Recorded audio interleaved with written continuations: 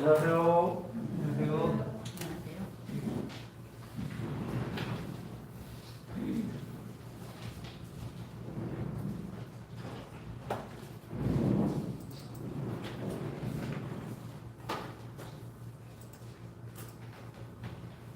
네, 오늘은 준비된 믿음의 사람 마리아라고 하는 제목으로 말씀을 나누기 원합니다. 예, 다 함께 누가복음 1장 26절로 38절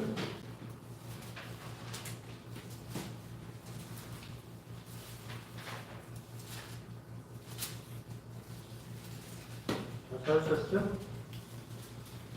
교독해서 읽겠습니다. 26절 여섯째 달에 천사 가브리엘이 하나님의 보내심을 받아 갈릴리 나사렛이라는 동네에 가서 다윗의 자손 요셉이라는 사람과 약혼한 처녀에게 이르니 그 처녀의 이름은 마리아라. 그에게 들어가 이르되 은혜를 받은 자여 평안할지어다 주께서 너와 함께 하시도다 하니 처녀가 그 말을 듣고 놀라 이런 행사가 어찌할까 생각하며 천사가 이르되 마리아여 무서워하지 말라 네가 하나님께 은혜를 입었느니라 보라 내가 잉타하여 하늘을 낳으리니 그 이름을 예수라 하라. 그가 큰 자가 되고 지극히 높으신 이의 아들이라 일컬어질 것이요 주 하나님께서 그 조상 다윗의 왕위를 그에게 주시리니 영원한 영원히 야곱의 집을 왕으로 다스리실 것이며 그 나라가 무궁하리라. 마리아가 천사에게 말하되 나는 남자를 알지 못하니 어찌 이 일이 있으리이까 천사가 대답하여 이르되 성령이 내게 임하시고 지극히 높으신 이의 능력이 너를 덮으리니 이러므로 나실과 거룩한 이는 하나님의 아들이라 너를 지으라. 보라 내 친족 엘리사벳도 늙어서 아들을 배었느니라 본래 임신하지 못한다고 알려진 이가 이미 6달이 되었나니 대저 하나님의 모든 말씀을 명하지 못하심이 없느니라. 30번째 같이 읽겠습니다. 시작. 마리아가 이르되 주의 여정이오니 말씀대로 내게 이루어지이다 하매 천사가 떠나가니라. 감사합니다.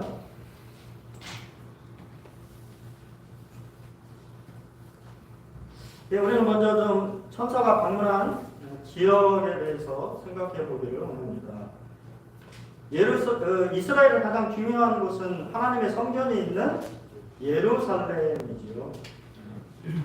하지만 하나님의 천사가 방문한 곳은 하나님의 성전이 있는 예루살렘도 아니요. 또 그 당시 이스라엘을 통치하고 있었던 헤롯 성도 아니었습니다. 갈릴리 나사렛이라고 하는 동네에 이제 가게 되는데요. 저도 이제 좀 성지순례에 가서 조금 우리의 생각이 조금 달라지는 도시 중에 하나가 나사렛이라고 하는 동네인 것 같아요. 여러분 나사렛 하면 어떤 이미지를 가지고 있으신가요? 우리가 일반적으로 가지는 이미지는 저기 시골 격촌에 그냥 평안한 그런 이미지로 우리가 나사렛을 생각을 하는데 사실 그렇지 않은 것을 보게 돼요. 상당히 번화한 도시입니다. 지금 뭐 현재도 번화한 도시고 뭐 그 당시만 해도 우리가 이제 옛날에 나사렛이라는 동물을 역사학자들이 보면 인구가 한 500명 정도밖에 안 살던 원래는 그런 도시였다고 해요. 나사렛이라는 명칭은 두 가지 이제 이 히브리 단어에서 파생됐다고 보는데요. 첫 번째는 히브리어 네체르라고 하는 단어인데 가지, 줄기, 싹이라고 하는 뜻을 가지고 있고요. 이것은 이제 이사야서 11장 1절에 이새의 줄기에서 한 싹이 나며 그 뿌리에서 한 가지가 나서 결실할 것이다라고 하는 예언의 말씀이 있었습니다. 그 예언의 말씀은 곧 우리 주님께서 나사렛이라고 하는 동네에서 사실 것을 예언하고 있는 건데요. 마태복음 2장 23절에 나사렛이라는 동네에 가서 사니 이는 선지자로 하신 말씀에 나사렛 사람이라 칭하리라 하심을 이루려 하십니다 라고 하는 의미를 또 가지고 있다고 하고요. 또 두 번째는 히브리어 나차르라고 하는 단어에서 파생됐다고 하는데, 망대, 지키는 장소. 지금 이제 여기 밑에가 여기 보시면 평원이 보이시잖아요. 그 평원 나사렛이 아닙니다. 지금 위에 언덕에 이 바위 같은 것들이 보이잖아요. 이제 그 지역이 사실은 이제 나사렛으로 올라가는 언덕의 모습입니다. 나사렛은 해발 350m의 위치에 있고요. 강대한 이스라엘 골짜, 지금 보이는 것이 이스라엘 골짜기예요. 그래서 우리가 잘 아는 무깃도 골짜기, 아마겟돈 등이 다 이스라엘 평지에 위치해 있습니다. 그렇기 때문에 이 감시하기에 최적의 장소예요. 나사렛이라고 하는 동네는. 그래서 예수님 당시 로마인들이 이스라엘에 대한 지배를 강화하면서 나사렛은 로마식 목욕탕을 갖춘 로마 군사 주둔지로 사용됐던 곳입니다. 그래서 언덕도 기슭에는 두로와 시돈과 예루살렘을 연결하는 도로가 있어서 로마 군인들, 그리스 상인들, 그리스 여행자들, 유대 제사장들 등 많은 사람들이 지나다니는 곳이 되었고, 그들이 묵을 여관들이 질비한 타락의 온상이었습니다. 우리가 생각하는 옛날에 그 미군들이 이렇게 해서 미군 기지촌이라고 하는 곳들이 형성이 되었죠. 이게 군산도 그죠? 몇십 년 안 됐죠. 그런 곳이 상당히 많이 있었던 것으로 저도 알고 있습니다. 나사렛이라고 하는 동네는 실제 예수님 당시에 상당히 번화한 곳이었어요. 그 역사학자들의 말에 의하면 인구가 15,000명 정도 이렇게 거주하고 수많은 사람들이 왕래하던 그러한 도시였습니다. 우리가 생각하는 이미지하고 상당히 다른 것을 보게 됩니다. 그래서 우리가 요한복음 1장에 보면 나다나엘이, 그쵸? 이렇게 얘기를 해요. 나사렛 예수를 내가 만났다고 빌립이 얘기하자 나사렛에서 무슨 선한 것이 나겠냐. 그 말은 그 당시에 이스라엘 사람들, 특별히 유대 지역에 있던 사람들의 생각이 그것은 타락하는 곳이다. 이 이방인들과 접촉이 많은 곳이기 때문에 상당히 그 사람들에 대해서 멸시하고 경멸하는 그러한 이야기를 했던 것인 것을 우리가 알게 됩니다. 하나님께서는 평범한 사람을 선택하신다라고 하는 것을 우리가 말씀을 통해서 깨닫게 됩니다. 마리아는 매우 평범한 10대 소녀였습니다.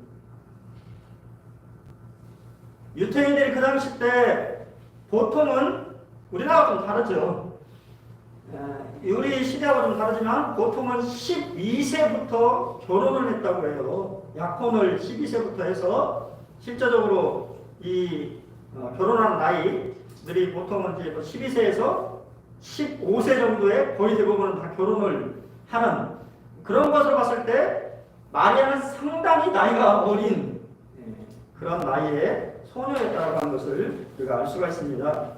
마리아라고 하는 뜻은 마라라고 하는 단어에서 왔다고 하는데요. 마라는 우리가 잘 아는 것처럼 룻기에 나오는 쓰다라고 하는 뜻을 가지고 있는 단어에서 파생되었고, 70인역에서는 모세 그 누나 있잖아요.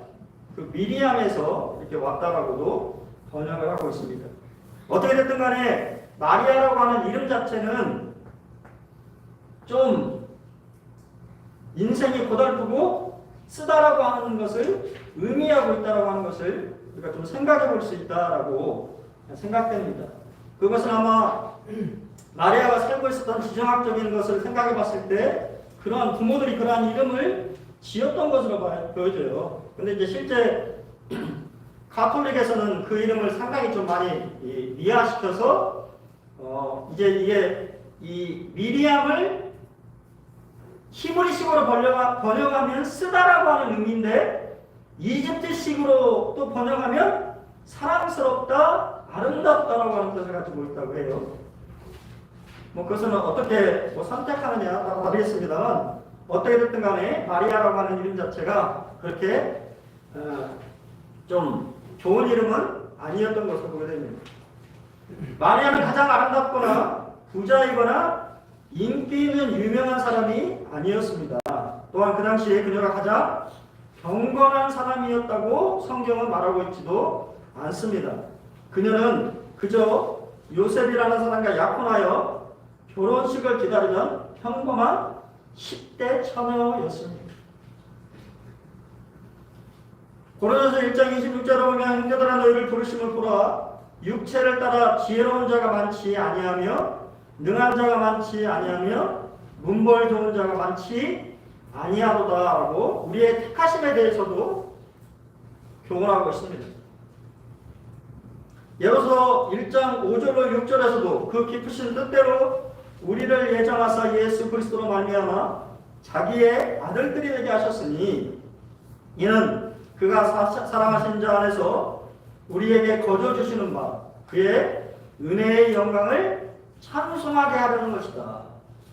우리가 뭔가 좀 강하고 또 내세울 만한 것이 있다고 한다면 우리가 자랑할 만한 것이 있겠지요. 하지만 우리가 주님 안에서 주님의 베푸신 은혜를 생각하게 될 때 우리가 상당히 우리가 하나님의 택하심을 받을 만한 존재가 아니었다라고 하는 사실을 깨닫게 되어지고요. 그것으로 인해서 결국은 그것이 하나님의 은혜였다라고 하는 것을 알게 되고 하나님 앞에 감사하게 되는 것이지요.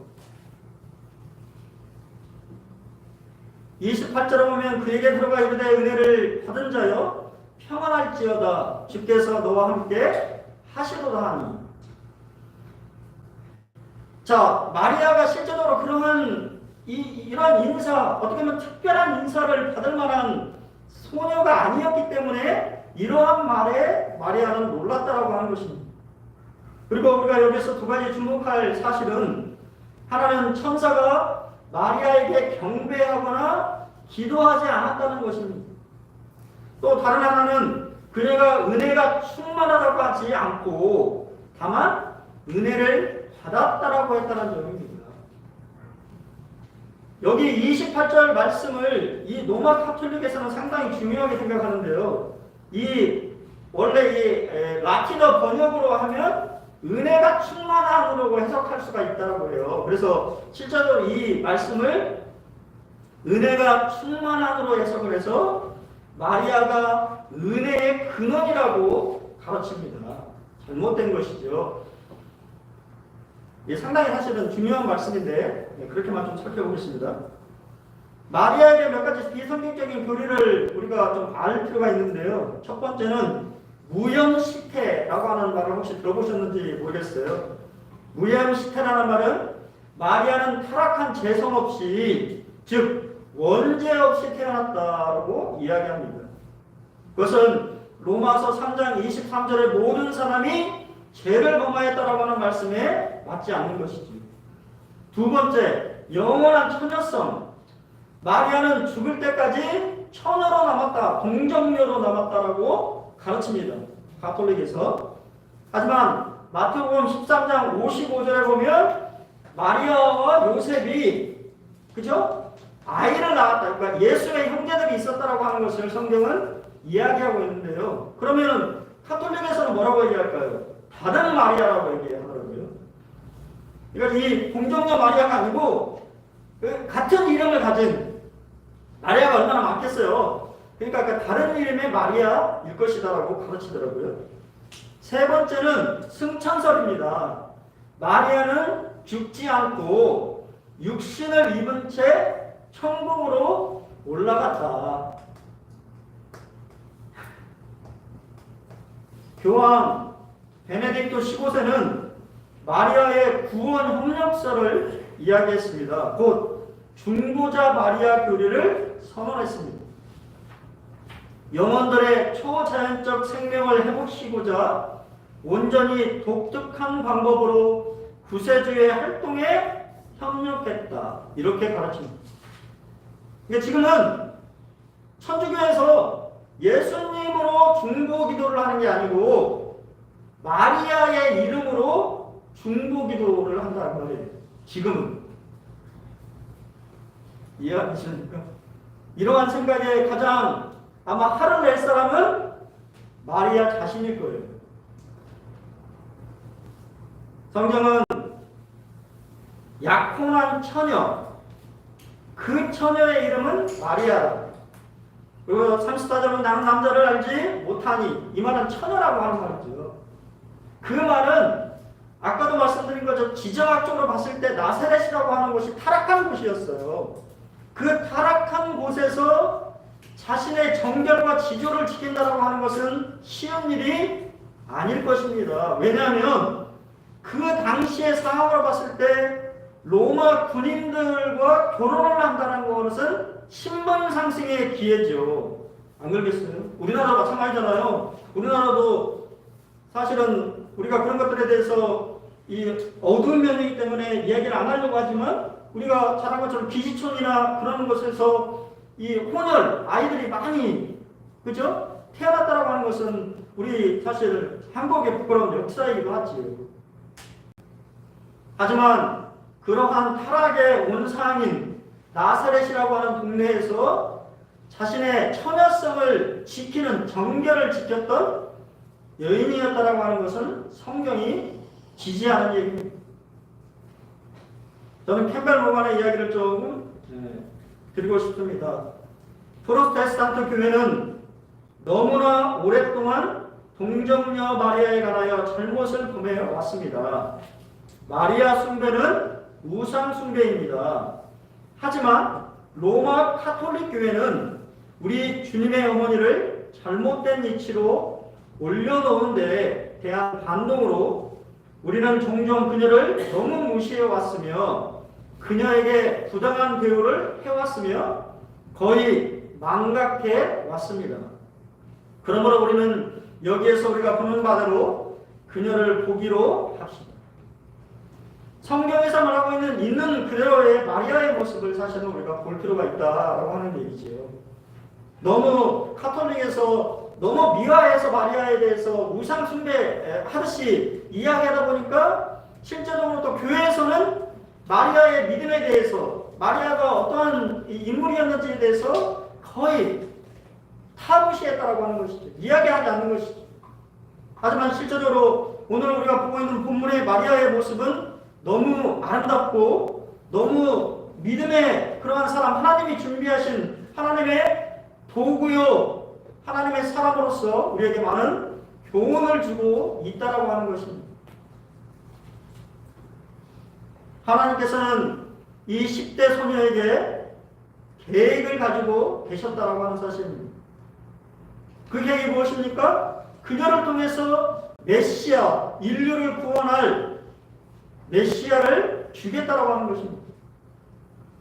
메시아의 진정한 인성은 그분이 하나님이시면 사람이 되셨다라고 하는 것이죠.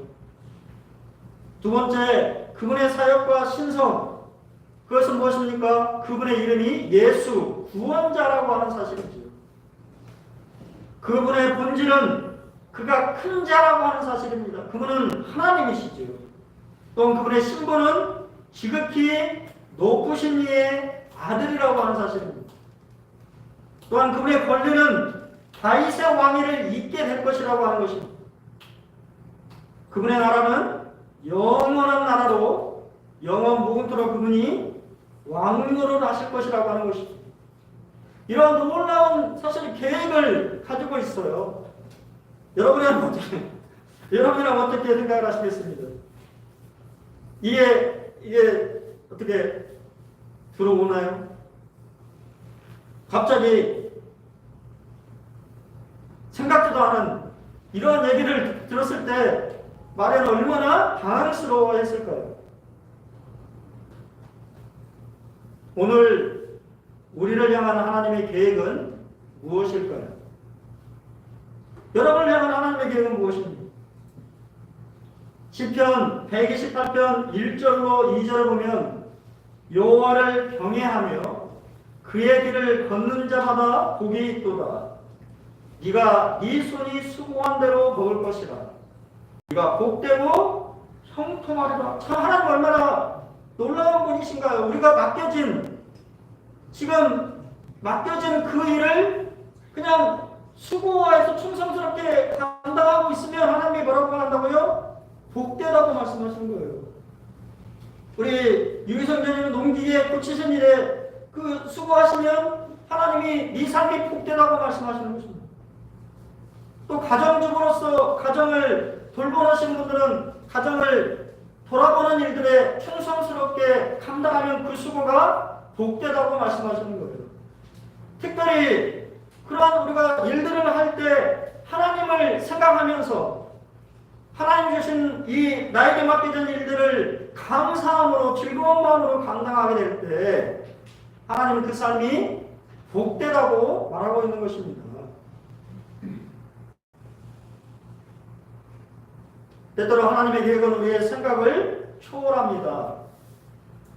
마리아나 요셉은 하나님의 계획에 대해서 어렴풋하게나 하나도 알지 못했습니다. 그렇기 때문에 그들은 당황하고 놀랄 수밖에 없었지요.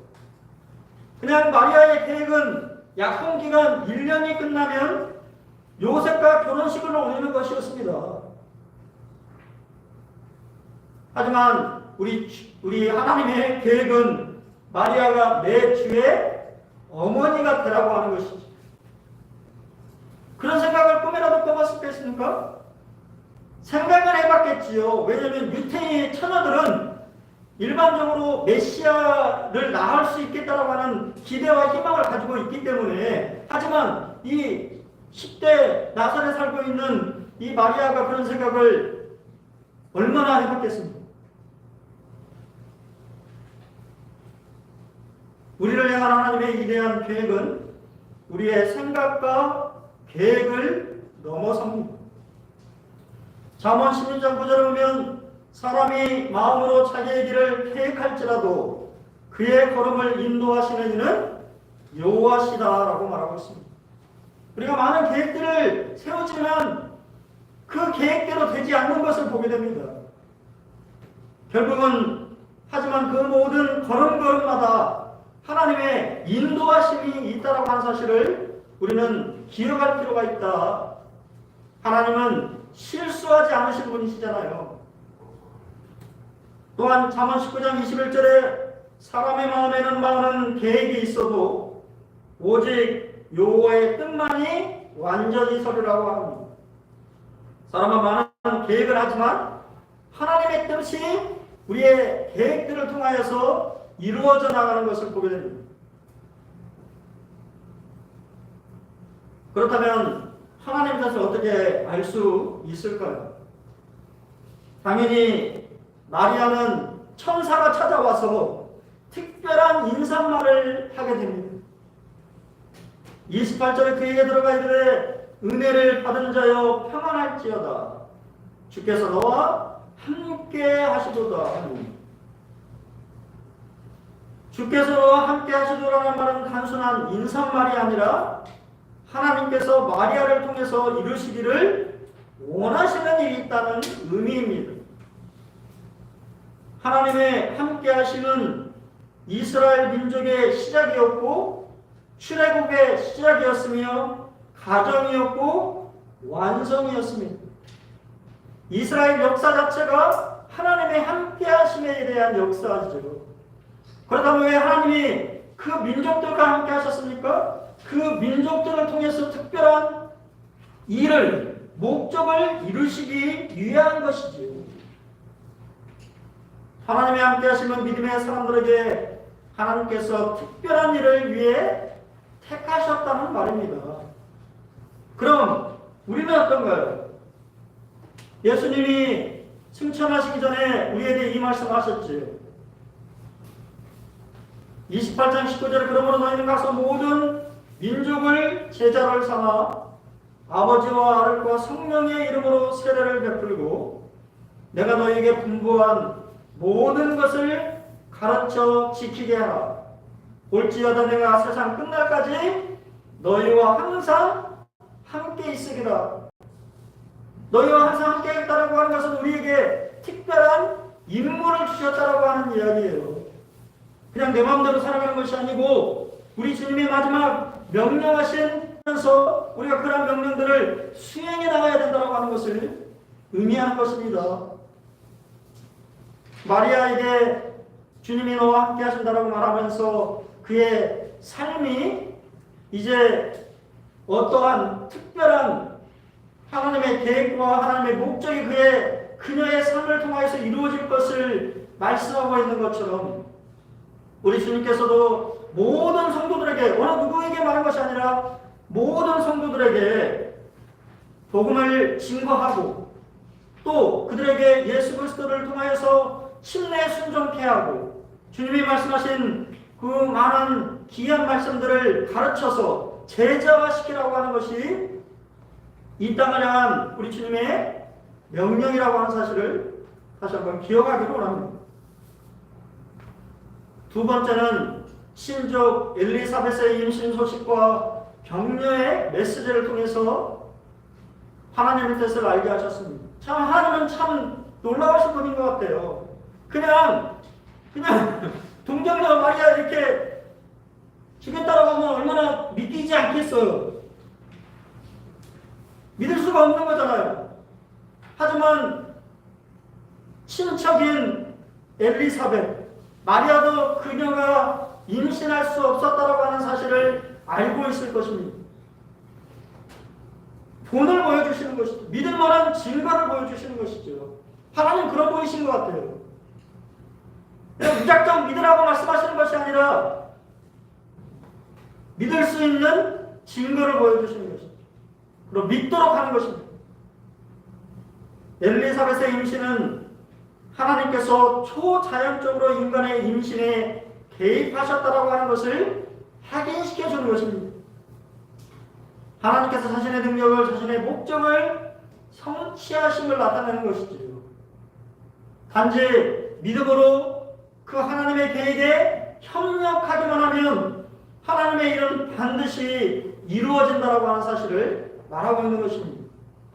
그걸 믿지 못하니까 하나님은 엘리사벳을 미리 6개월 전에 임신하도록 예비하셨고 하나님의 계획은 우리가 생각하는 것보다 순서대로 이루어져 가고 있다라고 하는 사실이에요.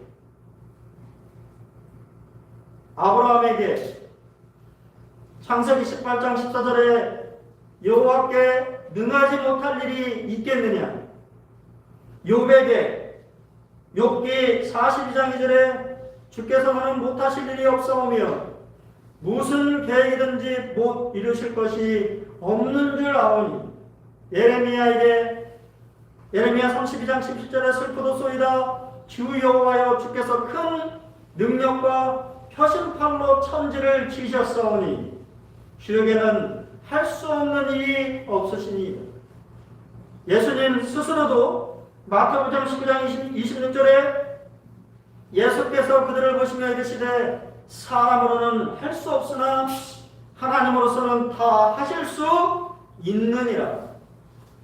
이게 일관된 우리 주님의 메시지이잖아요. 사람으로는 할 수가 없는 일이 있습니다. 하지만 하나님에게는 그 어떤 일도 불가능하지 않다라고 하는 사실입니다. 그렇다면 우리는 어떤가요? 우리가 천사가 우리에게 와서 그런 얘기를 해주지 않잖아요. 그렇다면 우리는 하나님의 뜻을 어떻게 분별할 수 있을까요? 하나님의 분별하기 7가지 데이브 미어맨의 이야기가 우리에게 도움이 됩니다. 첫 번째는 하나님께 초점을 맞추라고 하는 것입니다. 물론 하나님께서는 개인적인 일에 개입하십니다. 그러나 그분의 관심은 초점은 개인의 삶보다 훨씬 큰 것에 맞추고 계십니다. 당신의 초점을 자신에게 맞추는 대신에 세상을 향한 하나님의 뜻은 무엇인가? 내가 그 뜻에 얼마나 부합하고 있는가라고 물어보십시오. 예수님은 충만한 삶을 사는 비결은 먼저 그의 나라와 그의 의를 구하는 것이라고 가르쳐 주고 계십니다. 두 번째는 하나님이 이미 당신에게 말씀하신 것에 순종하라고 하는 것입니다. 피차 사랑의 빛 외에는 아무에게든지 아무 빛도 주지 말라. 너희를 남을 사랑하는 자는 율법을 다 이루었느니라.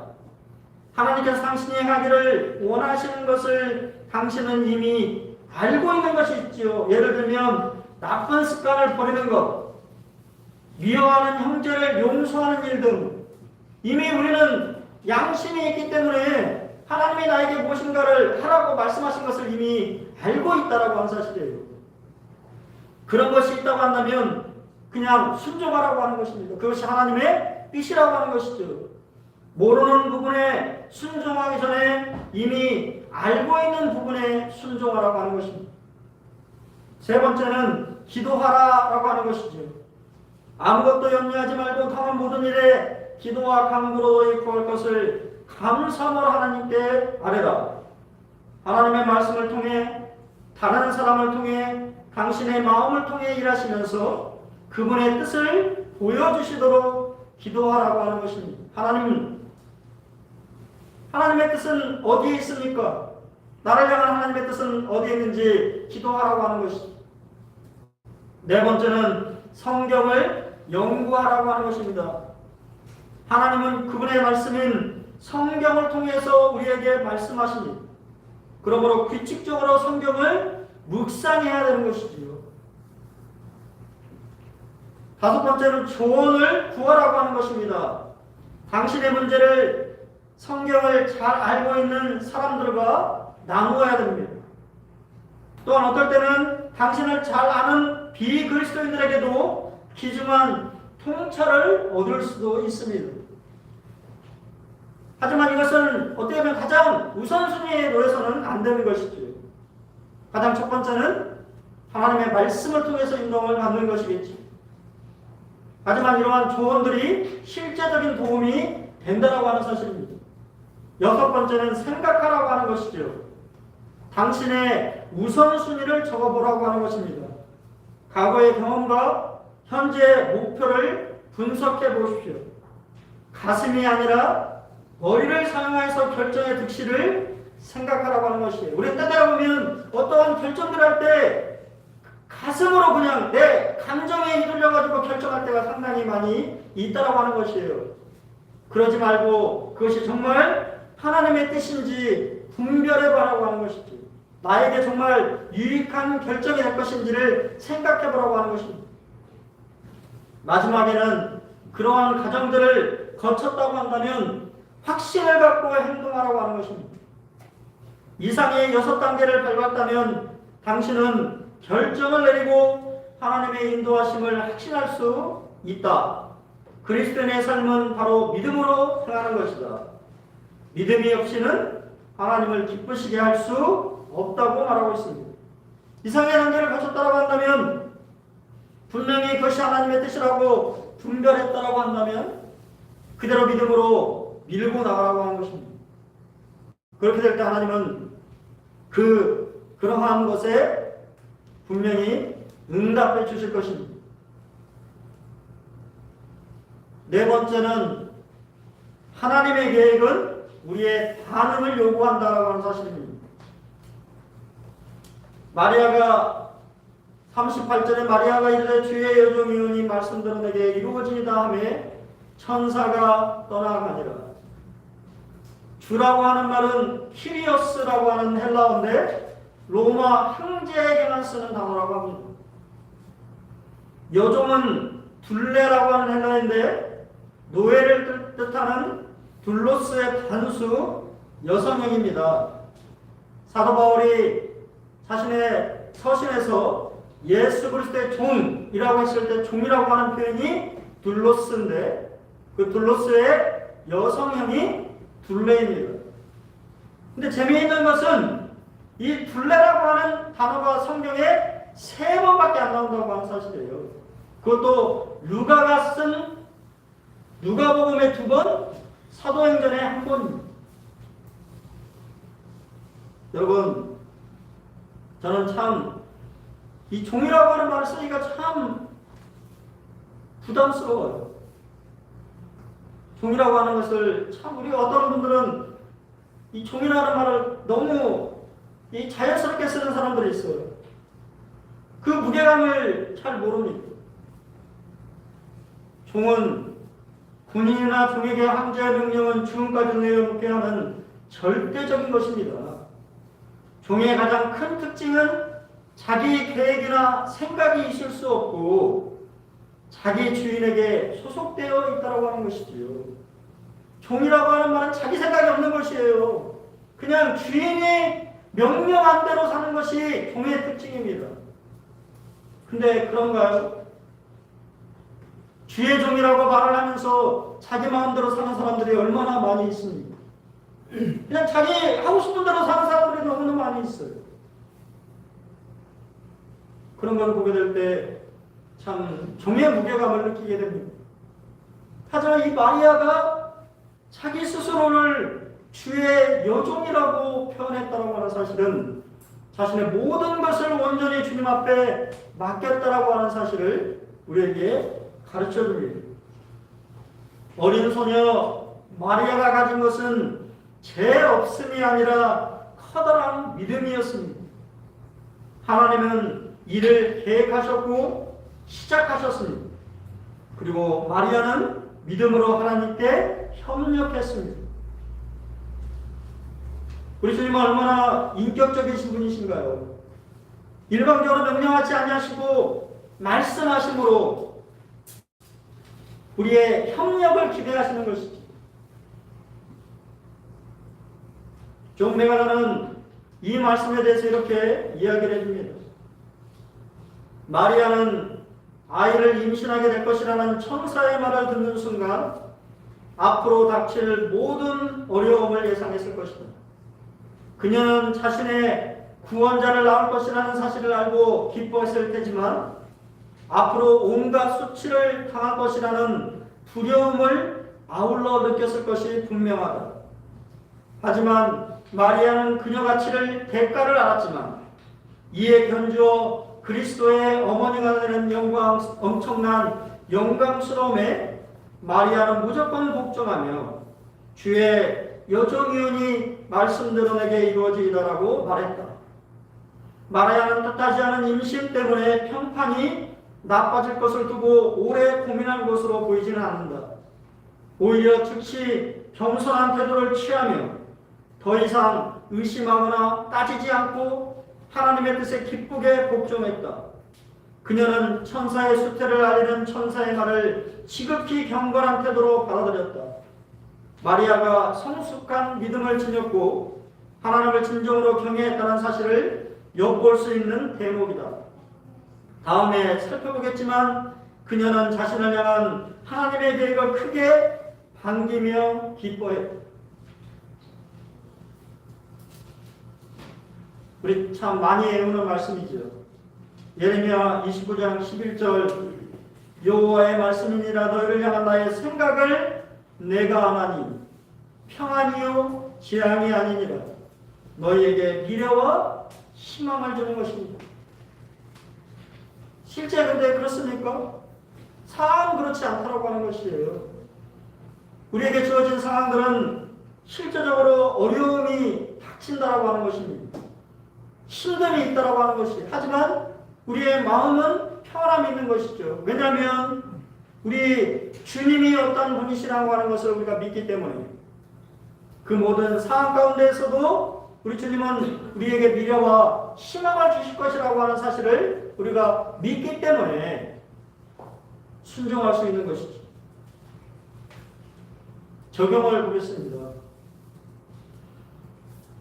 우리가 통제할 수 없는 상황이 있다고 하는 것입니다. 불쾌한 상황이건 즐거운 상황이건 모든 상황은 하나님의 손 안에 있음을 믿으시기 바랍니다. 코로나19의 이러한 상황도 우리가 어찌할 수 없는 상황이지요. 하지만 중요한 것은 이 코로나19라고 하는 상황도 하나님 아버지의 손 안에 있다고 하는 사실을 우리는 기억해야 됩니다. 두 번째는 하나님의 계획으로 인해 마리아는 수근거림, 비웃음, 농담거리, 조롱 등을 경험해야 할 것입니다. 그럼에도 불구하고 그녀는 하나님의 뜻에 순종했고 그분이 구체적인 일들을 처리하실 것을 믿었다라고 하는 사실입니다. 여러분, 때때로 우리가 하나님의 이 계획들에 순종하게 될 때 어려움이 임할 수 있다고 하는 사실입니다. 하지만 그렇다 하더라도 하나님은 그런 모든 어려움 가운데 함께 하시고 그 모든 어려움들을 헤쳐나갈 수 있도록 도와주실 것입니다. 세 번째는 믿음은 감정이 아니라 결단이라고 하는 것입니다. 그녀는 하나님의 성품을 믿었기에 그녀에게 주어진 상황을 받아들이기로 의식적인 결단을 했습니다. 피할 수 없는 고난이 있음을 알았지만 하나님을 믿음으로 순종하기로 결단한 것입니다. 사랑하는 형제자매들, 때때로 우리는 성도의 감정에 휘둘릴 때가 많이 있지요. 하지만 믿음은 하나님의 말씀을 통한 결단입니다. 내가 하나님의 말씀에 순종하자고 하는 결단인 것이죠. 여러분, 오늘 나는 어떠한 결단을 주님 앞에 내리기를 원하십니다. 하나님 여러분에게 말씀하시는 어떤 것에 여러분 결단하시기를 원하십니다. 그런 것들이 아마 있을 것입니다. 여러분, 그렇다면 주저하지 마시고 그 말씀에 순종하시기로 결단하시기 바랍니다. 그렇다고 한다면 분듯이 주님은 그 모든 일들 가운데 함께 하실 것이고 또 그 일들이 이루어지도록 도우실 것입니다. 하나님이 여러분에게 품으신 그러한 계획이 이루어지기를 소원해 보게 됩니다. 그러므로 말미암아 우리 군산 분릉교 성도님들이 하나님의 계획을 이루어도 가는, 그러므로 말미암아 하나님이 꿈꾸시는 정말 아름다운 교회로 세워지기를 간절히 소망해 봅니다. 한 주도 평안하시기, 또 주님 앞에서 순종하시는 이런 마리아의 이 10대에 어떻게 보면 정말 약하고 연약한 이런 소녀의 믿음의 결단을 바라보면서 우리 또한 결단해야 되지 않겠습니까? 주님을 위해서 살아가겠다고 하는 또 한 주의 믿음의 결단으로 승리하시는 한 주가 되시기를 기도하겠습니다.